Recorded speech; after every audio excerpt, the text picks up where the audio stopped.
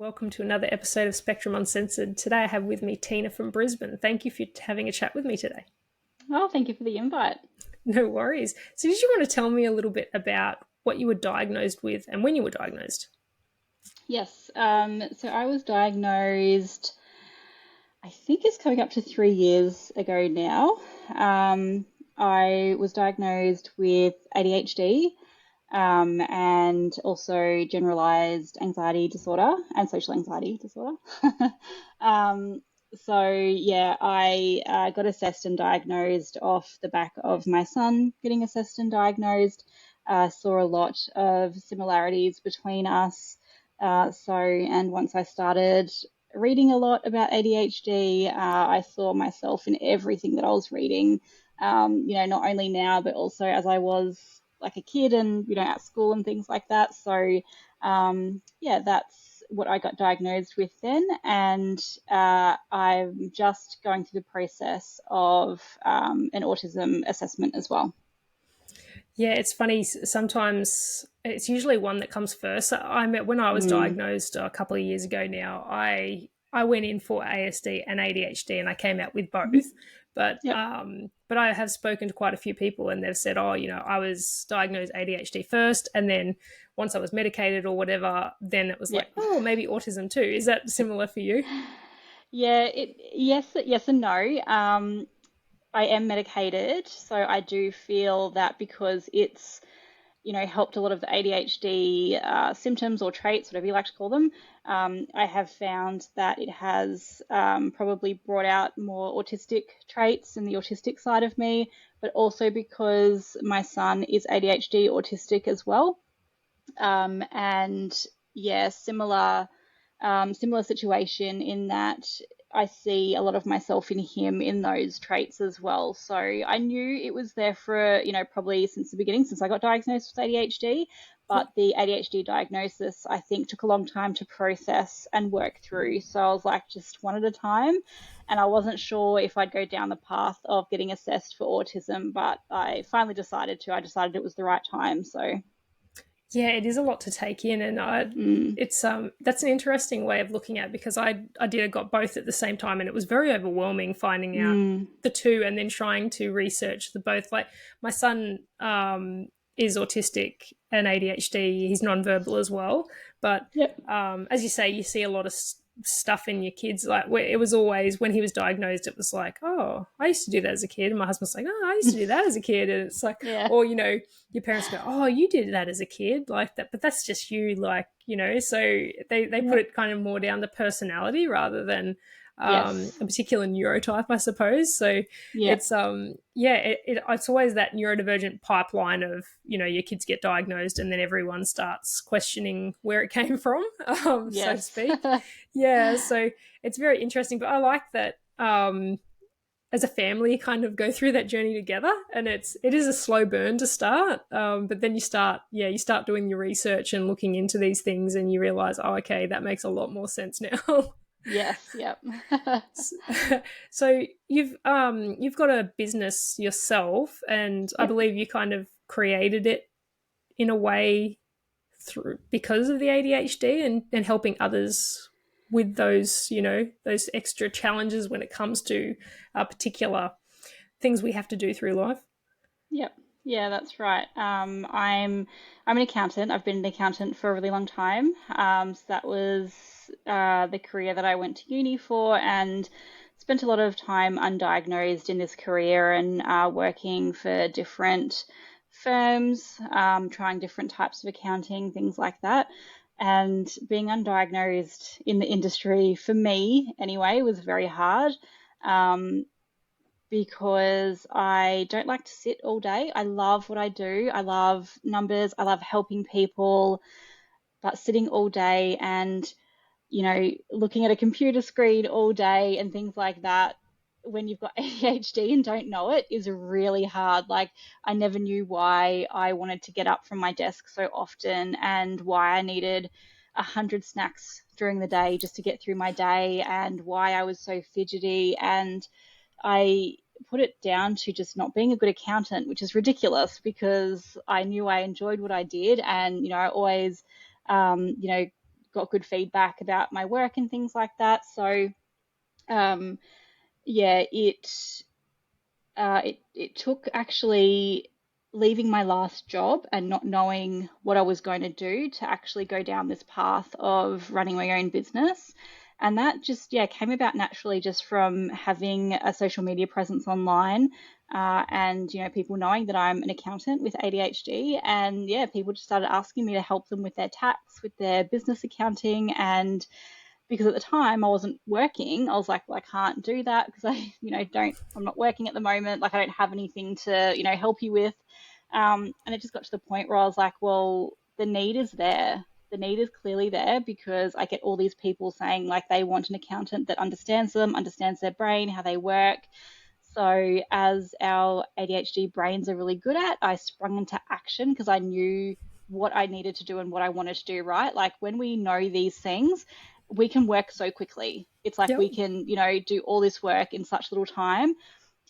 So, I got the all the software that I needed, the registrations, set up my business, and I was ready to go really quickly. And yeah, it took me by surprise how quickly the business took off. Um, yeah, but it was, whilst it was a little bit overwhelming, it was just so incredible that, I had the opportunity to do this. And, people do set up businesses and it takes them a while to get going and get clients. And that's what I was expecting for me as well. But I think because of the niche that I chose, and the need for it, yeah, it took off and I haven't looked back.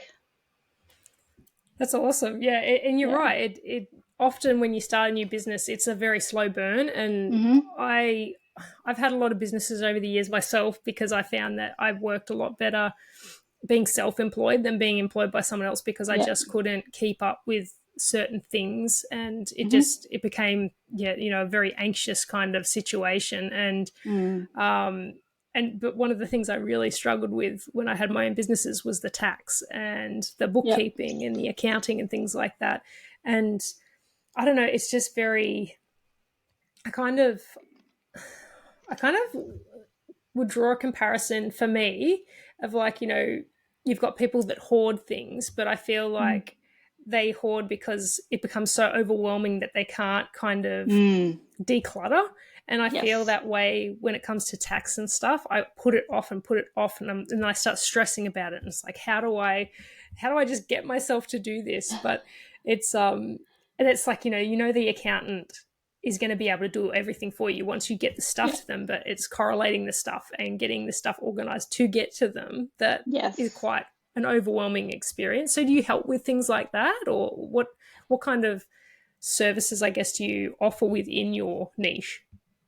Yeah, so I definitely help with things like that because I understand exactly that. I understand that a lot of um, the stress is with getting their stuff organized to send to me. So, I make sure I ask people what they need from me to help them because everybody's different.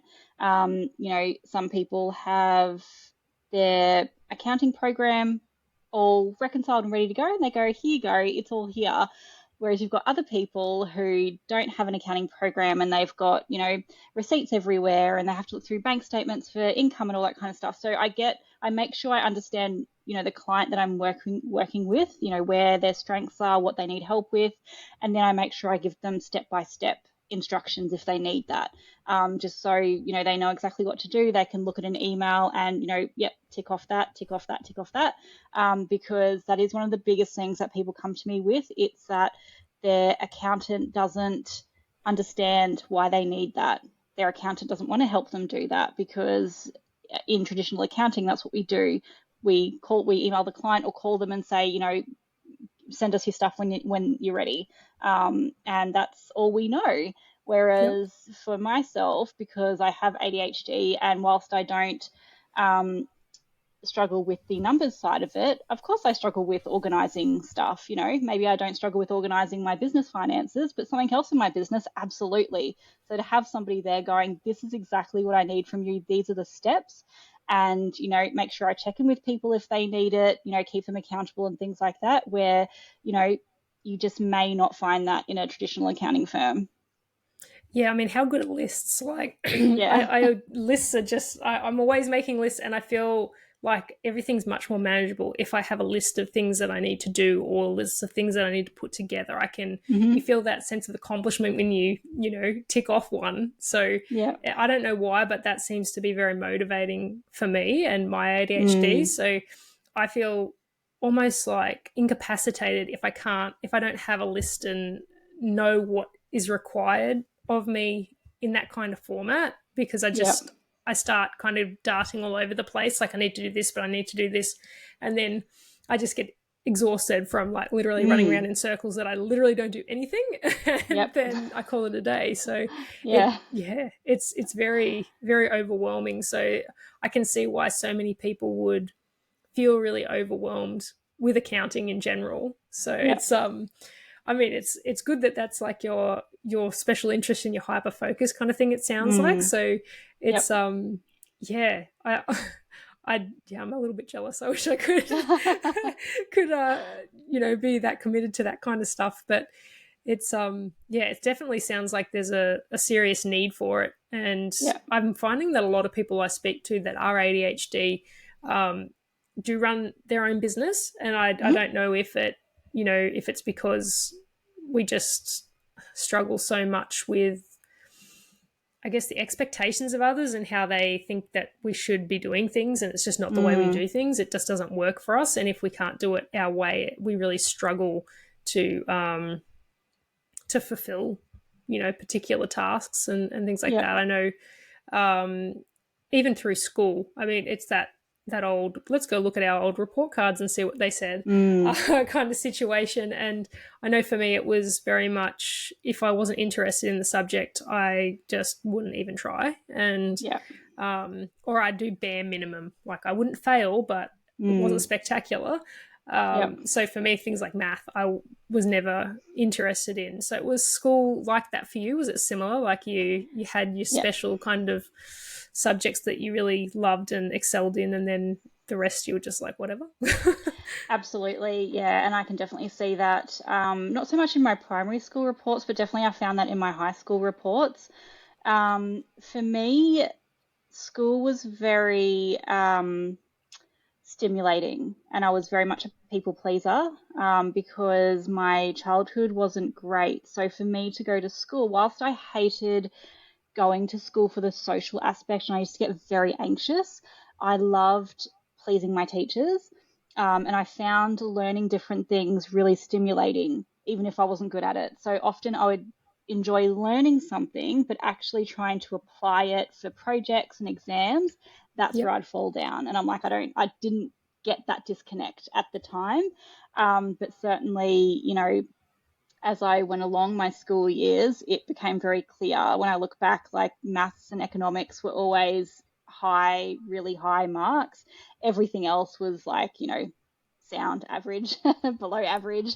Because Yep. yeah, especially once I got to high school, and I think that's, they say that's when, for females at least, if we're female from birth, and we have those hormones, that's when, our ADHD symptoms do start to increase, is when we get to those high school years. And I can definitely see that in myself. And it became increasingly harder to keep focus on everything that I didn't like, which was pretty much everything other than, maths. I was very similar, and you're right. Like, I don't look back at primary school and I don't really think of anything significant in primary Yeah. school. But as soon as I think about high school, I think, wow, Mm. yeah, that was different. And I was Yeah. very much like you. I was a people pleaser, loved to keep the teachers happy. Wasn't Mm. really into the whole social aspect of high school. I played a lot of sport, but it Yeah. wasn't for the social side of the sport. It's just because I liked the Mm. sport and I liked the exercise that came with it. Same. But and the competitiveness, I guess, too. Yeah. But yeah, I was very much the same. I loved English and writing Hmm. and things like that, so excelled in those kinds of areas. But then, yeah, maths and stuff, I just fell down on my face because it just didn't interest me. And Yeah. I would learn the stuff, but I just couldn't apply it. as you said, you get to the exam point and you just choke. Like Yeah. you just, I had one particular maths teacher that used to taunt me a lot and used to say, "Oh, I won't even give you the test this time because why bother?" And that Oh, kind of stuff really, like, even though you knew that it kind of rang true, that didn't make it right yeah. to be saying that No, kind of thing. Yeah. exactly. Yeah. So he was really disappointed during one test when I actually passed it. but he kind of came up and he's like, "You passed just," and I was like, "Yeah, pass is a pass." That's So right. yeah, that's the way I look at it. Yep. So yeah, it's definitely hard. It was hard to navigate high school, and I kind of just hung out with a bunch of people that hung out together so they weren't alone. I don't know, Yep. like we just kind of Yeah. hung around each other, but it was just so we didn't look like sitting ducks. I don't know. Yep. But yeah, so I always had trouble with those social interactions and not, I could never work out if someone liked me or didn't like me. I'd usually get it wrong. So I'd think that someone Yeah. liked me and they did not like me. Mm. So that was very, very difficult to navigate through the teenage years. But Mm-hmm. I think I've gotten better at it, but I don't know. Yeah. I guess we'll never know. But it's but hey, you've got children? Yes, I got two kids. Yeah, you were saying that before. I'm just having a Mm. bit of a moment. So they're both, or they're all diagnosed Yep. ADHD and ASD as well. My son, as I said before, is ADHD, ASD. My daughter Yep. is just ADHD, we think. We haven't got her assessed for ASD. And I feel absolutely silly when I say this, but we haven't got her assessed because her pediatrician and I don't see any autistic signs from her. But Yep. of course, we know that girls are very good at masking. But yeah, and look, I don't think she struggles in any way to get her assessed for ASD, but down the track we might. But yeah, for now, she's just diagnosed ADHD. Yep. Yeah, and it's hard because I mean, when I was growing up, even it was more like a boys thing, Yeah. autism. So Hmm. they definitely know a lot more about it now, but Mm. it's a tricky thing, and there's a lot of overlap with ADHD and ASD too. So Yeah. it's yeah, it I guess it becomes more obvious the older we get, I think, with that Mm. stuff, Yeah. especially in girls. And that's why so many women are late diagnosed too, because it's just not Mm. picked up on in the early years. I've only spoken to two girls that were diagnosed as children. One was Hmm. diagnosed with ADHD as a child, and one was diagnosed with autism as a child. And I Mm. always call them unicorns because it's like Hmm. you don't come across women very often that were diagnosed as children. So Yep. I mean, I think that's becoming more easier to Hmm. have a female diagnosed as a child, but Yes. it's very early days with that stuff. So Yeah. um, yeah, it's interesting getting a perspective from people that have been diagnosed as children though, because a lot of people will often say to me, "I wish I knew back then what I know now," Hmm. um, but those two particular people didn't really think it was necessarily of benefit being Mm. diagnosed as a child. Yep. And I did find that interesting. So I always Mm. thought the same way. Like, if you knew as a child, it might have been a bit easier. But I guess it was easier in some ways and harder in others because it's, once you know too, you can't unknow it. Yeah. It's a weird thing. Like, just because you're in denial doesn't mean it's not true. So it's a bit of a fine line. It's definitely a personal preference, I think, as to Yep. whether or not you go down that road of being diagnosed. But Mm. I guess, yeah, being diagnosed doesn't change the fact that you are or aren't. So Yep. it's just pretty much that knowledge. I found for me it was more empowering, and knowing why I did things the way I did them. I Hmm. felt less ashamed and things like that. So Yep.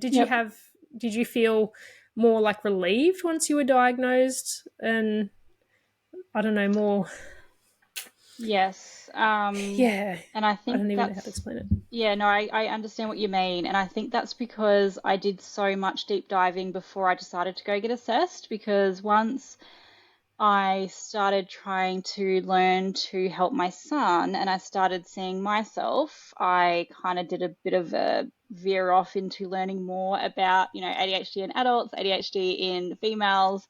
Um, so I think I did a lot of my processing before I went and got assessed. So by the time I did that, it was like, Yep. I was pretty sure that I was going to come out with a diagnosis. So it was, yeah, just like a relief of, oh, okay, I'm not crazy that I think I have ADHD. I do actually have ADHD, but it still absolutely came with a lot of shame. I didn't want to tell people. I told those close to me, but I still haven't told some family members. It took me a while to really, even though I spoke about it on my Instagram, like that sort of social media side, on my personal Facebook, it took me a long time to sort of share stuff about ADHD and, talk about how it affects me and things like that to the point where I still don't sometimes do that because as much as we are moving forward with research and um, you know, understanding disabilities and being more comfortable with it, there's absolutely still that stigma, especially as we're going through this process of a lot of people getting diagnosed and it being a case of, oh, well, everybody must have it. I think until we kind of get through that and people start to understand that we're going through that because we didn't get diagnosed as children. Yep. I think that stigma is still going to be there. So yeah, which is unfortunate, but I think a lot of different I don't know disabilities and things go through that process. So hopefully we'll get through it, and people will be more understanding.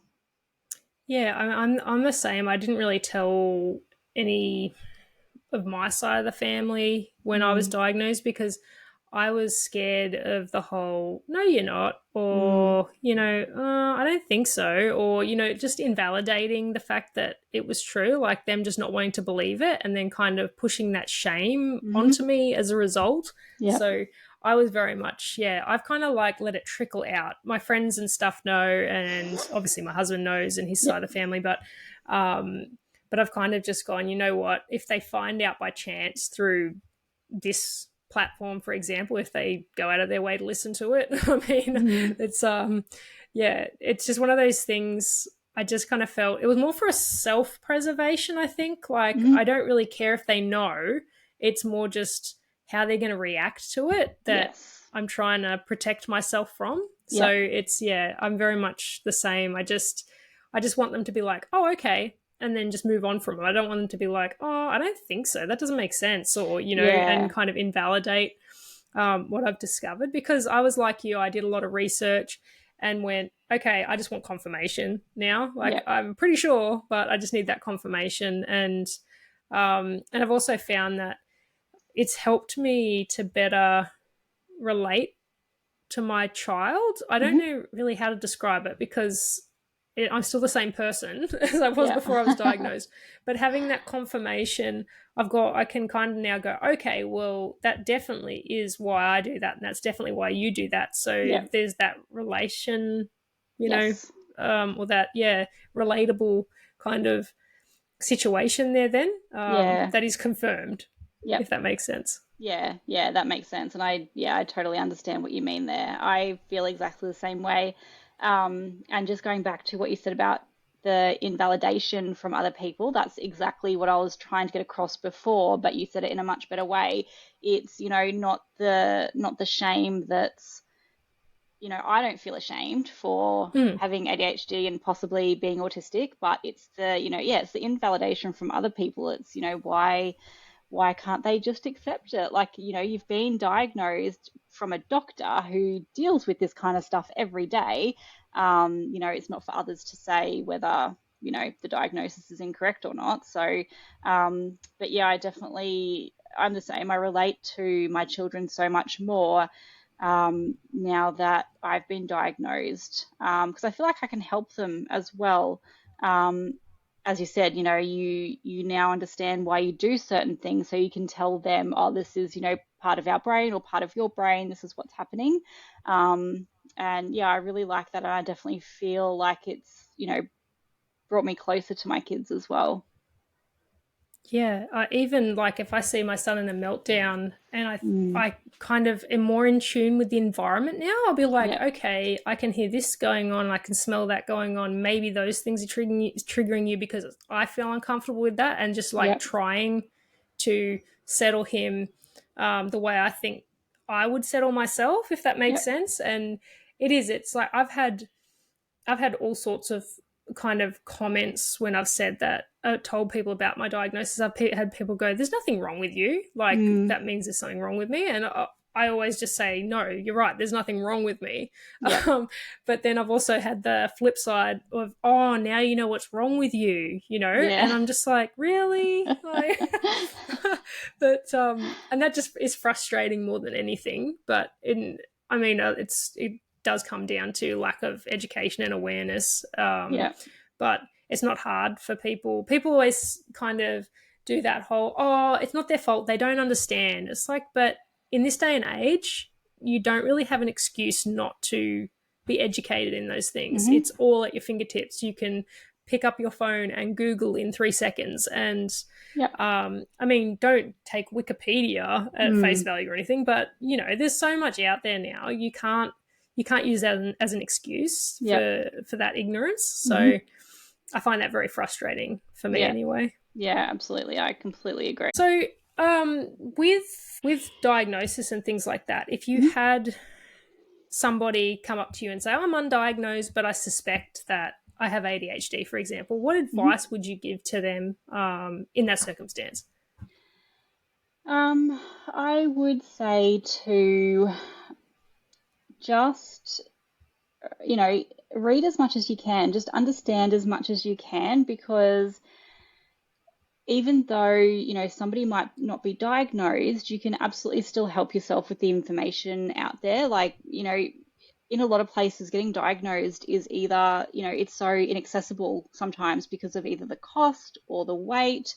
Some people are in places where, it's still not really spoken about either. Diagnosis might be inaccessible in that way. So similarly to what you were saying before, like there's so much information online where you can look up, experts like Dr. Barkley on YouTube, who now he does heaps of YouTube videos. There's books, there's articles, there's social media content if you want to see how other people deal with their ADHD during the day or how it affects them and things like that.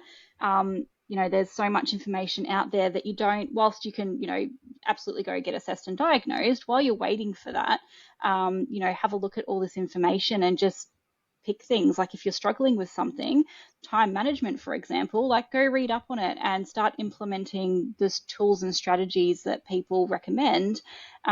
Because, if it helps your life in the meantime, then that's, that's really good. Just because, you're undiagnosed. I see it all the time. Like I see people say, oh, I think I have ADHD, but I'm undiagnosed. And that kind of, I think maybe makes them feel invalidated. But as I said, with how hard it is to get assessed these days, I think if you are sitting there and you feel like you may have ADHD, then just go research it, go start implementing the things. Because I heard someone say, or I read something a little while ago, and it was saying something like people who probably don't have ADHD aren't sitting there thinking they have ADHD, if that makes sense. Like it's not affecting their Yep. life for them to start go and research it. So if someone's there going, I think I have this, then, go forth and read as much as you can, listen to as much as you can, and start implementing the help whilst you're waiting to get assessed, because it will just make your life better. Yeah, that's definitely true. I have heard of something similar recently Mm. with somebody saying that and it makes sense because you're not going to be questioning it if you're not. Yeah. You just know deep down, like it's an instinct. Hmm. So it's all these people saying, "Oh, it's being overdiagnosed. People are just doing it because it's a fad now." It's Yeah. like, no, that's not what's happening. Because like, oh, ADHD is cool. I'm just going to go Yeah. and find out. Like that's not how it works. So Yeah. it's yeah. I mean, is it the problem is that for so long people have said, 1 in 82 children are autistic, but that was that current, time Mm-hmm. and awareness, and now we know so much more. The number is higher, Yep. but it has always been that high. It just Yes. wasn't represented correctly. So Yep. it's it's very, very difficult to kind of get that Mm. point across to people. Yeah. They just, they kind of have that certain way of thinking, and yeah, but the more awareness we kind of get out there about those things, the Mm. better Yep. chance there is of people kind of doing more research. And it's funny that sometimes people don't really realize until they start listening to something and they go, oh, that's, yeah, I do a lot of those things. That I just Mm. thought that was me, or that was, um, I mean, it's our normal, so sometimes we don't question it. Yeah, exactly But yeah, right. it's very empowering to find out the truth and be able to kind of um, work your way through those things, and work out why you do what you do, and you don't feel as ashamed anymore. You Mm-hmm. feel validated, and you go, okay, well, that makes sense. So Yeah. definitely, yeah, reading up on things is definitely a must, I think, because as you say, wait times are pretty bad, and COVID did not help with that either. So it's in the meantime, I mean, what do we usually do in a waiting room? We read, Mm. or so you just have to pretend it's a big waiting room, Yeah, and just read up on things in the meantime. And the more information you're armed with when you go in is probably better anyway. So yeah, people take exactly. you a bit more seriously too, I guess, that you've actually done your research. Yeah, that's really funny because I was literally about to say that exact same thing. Like the more aware you are going into that appointment to start getting assessed, the better, because they're going to ask you those questions. They're going to ask how, why do you think you've got ADHD? How does it affect your life? How were you when you were a kid? So, the more information that you can have whilst you're waiting, the better. And then if you can take the information of, well, I struggled with this and I implemented this, and then, that helped, then that helps as well, because it helps the doctor understand, like, oh, okay, yeah, she does, or he does, or they do, um, you know, that affects them in that way. So, implementing this, well, that's just another, resource that the doctor has to put into your assessment and diagnosis. So, absolutely. Yeah, and even the questions that they ask are so abstract. Like, it's just they're not clear. Like, it's Yeah. not exactly neurodivergent friendly to be asking someone, also, how are you with noises? Yeah. It's like, yeah, fine. Yeah. It's like, you're not asking me how am I with really loud sounds, or how do I feel when there's a constant sound, or like that, or Mm-hmm. how do you feel when there's a tag in your shirt? They're not asking those questions. They're just Yeah. going, how are you with clothing? Oh yeah, I'm fine, but not because I'm naturally fine. I have to go find the clothes that don't feel funny, but they don't Yeah. ask you that. So it's it's really hard when these tests and stuff are written from a neurotypical perspective. It really needs to Yeah. be, they need to be rewritten from by neurodivergent people for neurodivergent people, because that just makes more sense. Yeah, and then also differentiating between child and adult, because they still give adults children's tests. Like, Yep. one of the tests that I did, um, I first got assessed by a psychologist and I had to get assessed by a psychiatrist. And the test that I did with the psychologist, it was like, oh, do you get up from your seat when you're not meant to?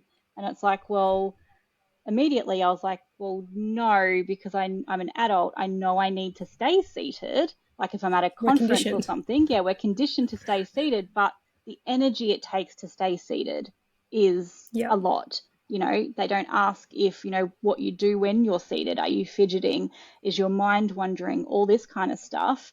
Or, maybe ask in a way of, um, I don't know, like, yeah, for example, like if I'm at my desk, then I did used to get up all the time. I would make any excuse under the sun to get up from my desk. Yep. And I think the assessment process and the questions don't make that connection. So, and I know that they're trying to, update the DSM to have those adult sort of style questions. But yeah, that Yep. makes it really hard in the assessment process because, you know, for that example, I was like, well, yeah, I do. But then I was like, well, hang on. When Yep. I'm seated, I'm doing all these things. Like right now, I'm seated, but I'm, you know, fidgeting and all that kind of stuff to, you know, help myself expend that energy that I don't need to get up and go do stuff. So, yeah, I think the more, like, yeah, the more that they can ask questions that we'll understand to answer, the better. Yeah. Yeah, it needs to be very much in depth. Like it'd be the same as somebody saying, "Are you always late?" Well, no, I'm not, but it's Yeah, because I set timers and I make yeah, sure that I do this, this, and this. But I'm not naturally good at that. Like I have exactly. there's things in place that make sure I'm not late. So it needs to be more elaborate with what Yeah, they're asking, not just like so black and white. It's yeah, which is kind of weird coming from somebody who's autistic and likes yeah, black and white. But that's right. you know, it's yeah. I know it sounds weird, but I promise it makes sense. Yeah, I feel like we've got But the people who are like ADHD and autistic. I feel like again we've got our own set of rules because exactly like that, like we're black and white, but then when ADHD comes into it, it's like a sprinkle of something else, and it's like yeah, it's like a glitter bomb. yeah, Yeah, and I say that to people all the time. It's more my ADHD that I have trouble with than yeah, my ASD, but not always. I might have an ASD. There's yeah, too many letters now. ASD heavy day one mm, day, and then ADHD heavy day the next, yeah, and then it could just be a mixture of the both. It just depends on what's going on and what I'm doing. But yeah, yeah, that comorbid relationship's an interesting one. yeah, absolutely. But yeah, but I just want to say thank you for your time today and coming in and having a chat. It's been really lovely to meet you and get to know you and a bit of your background. But yeah, I'm sure you're super busy with your business. So but thank you again for coming in. That's right. I've really enjoyed our chat, so thank you for allowing me into your space. No worries at all. Thank you so much. Thank, Take care. thanks.